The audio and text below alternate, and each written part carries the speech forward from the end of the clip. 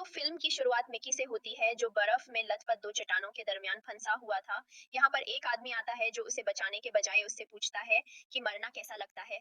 मैकी, तुम तो बार बार मरकर जिंदा हो जाते हो। चलो मैं चलता हूँ, तुम अपनी मौत एंजॉय करो, तुमसे फिर मुलाकात होगी। ये कहकर वो आदमी चला गया और यहाँ पर एक क्रीचर ने मैकी पर हमला कर दिया, जिसके बाद सीन कट होकर हमें एक मशीन को दिखाया गया जिसमें से मैकी को पेरेंट किया गया था।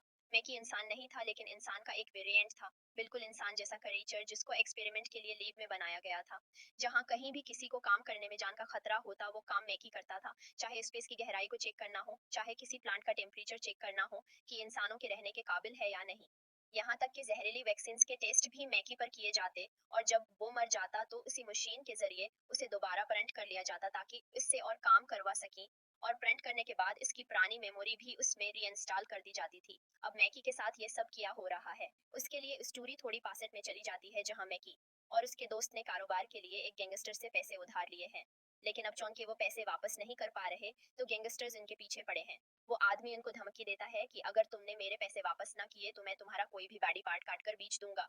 दुनिया बहुत पोल्यूटेड हो गई है, इंसानों का वैसे ही यहाँ रहना मुश्किल हो गया है। इंसान वैसे ही रहने के लिए नए प्लांट्स तलाश कर रहे हैं और ऐसे ही एक शव को हमें दिखाया जाता है जो और प्लांट की तलाश में निकल रहा है जिसमें लोगों की जरूरत थी। मैकी भी भागता फिर रहा था, उसे कोई ऐसा काम आता ही नहीं था जो इस शव पर रिक्वायर्ड हो। फॉरम पर उसे एक एक्सपेंडेबल की ऑप्शन मिलती है जिसे वह टॉप कर देता है, ये जाने बगैर कि एक्सपेंडेबल का मतलब क्या है। जैसे उसका फॉर्म आगे जाता है, लड़की उससे पूछती है, क्या वाकई तुमने एक्सपेंडेबल के लिए फॉर्म भरा है? उसने कहा, ये एक ऐसी जॉब है जिसके लिए तुम्हें पैसे नहीं दिए जाएंगे, तुम्हें खाना भी कम दिया जाएगा और अगर तुम मर गए तो तुम परमिशन दे रहे हो कि उस मशीन के जरिए तुम्हारा वेरिएंट बनाया जाए जिसके जरिए तुम्हें बार बार जिंदा किया जाएगा। स्पेस शब के आर्गेन क्वेस्ट को इस्तेमाल करते हुए तुम्हारी नई बॉडी बनाई जाएगी जिसे वेरिएंट कहते हैं। मौत का दर्द तुम्हें बार बार सहना होगा, क्या उसके लिए तुम तैयार हो? मैकी के हाँ कहने पर उस पर प्रोसेस शुरू कर दिया जाता है जिससे उसकी मेमोरी एक हार्ड ड्राइव के अंदर सेव हो सके। इसके बाद मैकी के पास वही लड़की आती है और उसे गुप देकर कहती है कि खुद को मार लो। मैकी ना चाहते हुए भी मार दिया जाता है और उसके बाद उसकी बॉडी को शव के आर्गेन क्वेस्ट में फेंक दिया जाता है और उसका नया वेरिएंट मशीन से प्रिंट किया जाता है जिसे हाम लोगों के साथ हाम काम करते दिखाया जाता है। यहाँ पर हमें केनेट मार्शल को दिखाया जाता है जो स्पीच देता है कि हम इंसानों के लिए बहुत जल्द एक नया प्लांट इंसानों के रहने के काबिल बना लेंगे और सब उसकी स्पीच पर तालियां बजाते हैं। मैकी को इसकी बातों में इंटरेस्ट नहीं था, वो सिर्फ खाना खाने के लिए बैठा हुआ था। उसके साथ एक सिक्योरिटी एजेंट नशा बैठी हुई थी, दोनों बातें करने लगते हैं और इनमें दोस्ती हो जाती है। ये लोग ज्यादा से ज्यादा अपना वक्त साथ गुजारते हैं और देखते ही देखते इनकी दोस्ती प्यार में बदल जाती है। मैकी की जिंदगी यूं ही चलती रहती है, उसको बार बार मारकर उसकी बॉडी प्रिंट की जाती है लेकिन वह फिर भी हर बार नशा के पास आता है और ये एक प्लांट नफलिम के पास पहुंच जाते हैं। ये सारा बर्फ से ढका होता है जिससे पता चला कि यहाँ पानी के साथ साथ ऑक्सीजन भी मौजूद है। लेकिन यहाँ का एनवायरनमेंट सांस लेने के लिए ठीक भी है या नहीं ये चेक करने के लिए मैकी को प्लांट पर उतारा जाता है, उसको मास्क हटाने को कहा जाता है और बहुत सारे बैक्टीरियाज इसके अंदर चले जाते हैं और उसकी तबीयत बिगड़ने लगती है और उसके मना और नाक से खून आने लगता है। डॉक्टर्स मैकी के अंदर के बैक्टीरियाज को देखकर उसके खिलाफ वैक्सीन बनाने लगते हैं। इन वैक्सीन को बार बार मैकी पर टेस्ट किया जाता है और उसे फिर से प्लांट पर भेजा जाता है। ये लोग इस काम के लिए तकरीबन 12-13 बार मैकी को प्लांट पर भेजते हैं और बार बार उसकी जान लेने के बाद आखिरकार ऐसा एंटीडोट, ऐसी वैक्सीन बनाने में कामयाब हो जाते हैं जिसको लगाने के बाद इंसान नफलिम प्लांट पर सांस ले सके। एक्सपेरिमेंट के बाद मैकी के साथ उसके साथी भी नफलिम प्लांट पर उतरते हैं। प्लांट को एक्सप्लोर करते हुए बर्फ की चट्टानें हिलने लगती हैं और एक जवान लड़की बर्फ की चट्टान के नीचे आ जाती है। ये जानकर सबको बहुत दुख होता है। मैकी जब स्पेसशिप पर वापस आता है तो केनेट मार्शल उस पर बहुत गुस्सा करता है कि मरना तुम्हें चाहिए था। तुम एक एक्सपेरिमेंटल थे लेकिन तुम्हारी जगह एक लड़की मर गई जो आगे जाकर हमारी नस्ल बढ़ा सकती थी। गलती तुम्हारी ही है और तुम्हारी उस गलती की वजह से तुम्हें और कम खाना दिया जाएगा और अब तुम 12 के बजाय 18 घंटे की शिफ्ट किया करोगे। यहाँ मैकी उन्हें ये भी बताता है कि उसने वहां एक जानवर देखा था और उसने उसे कैरिपर का नाम दिया। किनेच ने कहा कि तुम दोबारा नीचे जाओ और इस जानवर को पकड़ कर लाओ। मैकी जब दोबारा प्लांट पर उतरता है उस जानवर को पकड़ने के लिए तो एक खाई में गिर जाता है और ये वही सीन है जहां से मूवी शुरू हुई थी। और हम देखते हैं कि वो क्रीचर मैकी पर हमला कर देता है लेकिन वो क्रीचर उसे खाता नहीं है। मैकी उसे कहता भी है कि मुझे खा लो, बल्कि घसीटता हुआ खाई से बाहर ले आता है, जिसका मतलब था कि ये क्रीचर ना इंसानों को बुरा समझते थे ना नुकसानदेह थे। मैकी को क्रीचर का ये बिहेवियर समझ नहीं आ रहा था। वो दोबारा एक ट्रक पर बैठ जाता है जो स्पेस शटल के पास जा रहा था इस ट्रक में 2 बड़े-बड़े पत्थर थे जो उसी प्लांट से लिए गए थे। वो भी ट्रक के साथ शटल पर वापस आ जाता है और वो करीपर के बारे में इन लोगों को कुछ नहीं बताता। वो थका होता है और सो जाता है और घंटों बाद जब वो नींद से उठता है तो डर जाता है ये देखते हुए कि उसके साथ एक और मैकी यानी इन लोगों ने मैकी को मरा हुआ समझकर मैकी 18 बना लिया। मैकी 17 ने कुछ नहीं कहा मगर मैकी 18 उसको मारने पर तुल जाता है और कहता है कि तुमने अपनी लाइफ जितनी जीनी थी जी ली, अब तुम्हें मर जाना चाहिए। मुझे बने अभी 2 ही घंटे हुए हैं। वैसे भी एक से ज्यादा मल्टीपल्स का रहना अनलीगल है। गवर्नमेंट ने एक से ज्यादा मल्टीपल्स को अनलीगल कर दिया था। इसलिए मैकी 18 कहता है कि मैं तुम्हें मार दूंगा। मैकी 17 कहता है मेरी बात सुनो, मुझे मत मारो, तुम मेरा खाना खा लेना, लेकिन मुझे जिंदा रहने दो। मुझे इंसानों को बताना है कि वो करीब पर इंसानों के लिए खतरा नहीं है। ये ना हो कि इंसान उन्हें खतरा समझकर मार डाले। ये दोनों ऑर्गेनिक वेस्ट के पास खड़े होकर बातें कर रहे थे कि तभी यहाँ पर मैकी का पुराना दोस्त टीमो आ गया। ये वही था जिसके साथ मिलकर मैकी ने दुनिया में लॉन लिया था और जिसकी वजह से वो एक्सपेंडेबल बनने पर मजबूर हुआ था। गुस्सा दोनों को ही था टीमों पर। उन्होंने उसे ऑर्गेनिक वेस्ट में डाल दिया, लेकिन तभी वहां कुछ लोग आ जाते हैं और उन्हें टीमों को बचाना पड़ता है। टीमो जब बाहर निकला तो घबराया हुआ था। इसकी घबराहट का फायदा उठाते हुए उसे धमकाया कि अगर उसने किसी को कुछ बताया कि हम दो वेरिएंट्स हैं तो उसे दोबारा ऑर्गेनिक वेस्ट में फेंक देंगे। अपनी जबान बंद रखना। खैर मिकी 17 अपने रूम में चला जाता है और मिकी 18 को नासा के लोग ले जाते हैं अपने कुछ काम करवाने के लिए। इतने में कुछ लोग मिकी 17 के रूम में आते हैं और उसे कहते हैं कि केनेट मार्शल ने तुम्हारी दावत की है। मक्की बहुत खुश हुआ कि केनेट ने उसे इज्जत भी दी और खाना भी दिया। मिकी 17 जिसने एक अरसे से खाना नहीं खाया था वो खाने पे टूट पड़ा। इतने में वहां जेमा आ गई जो कि साइंटिस्ट थी। वो कहती है कि ये बिल्कुल अच्छी बात नहीं कि आप किसी को दावत दें, उसको इज्जत दें, खाना खिलाएं और फिर एक्सपेरिमेंट का गांडा खाना खिला दें।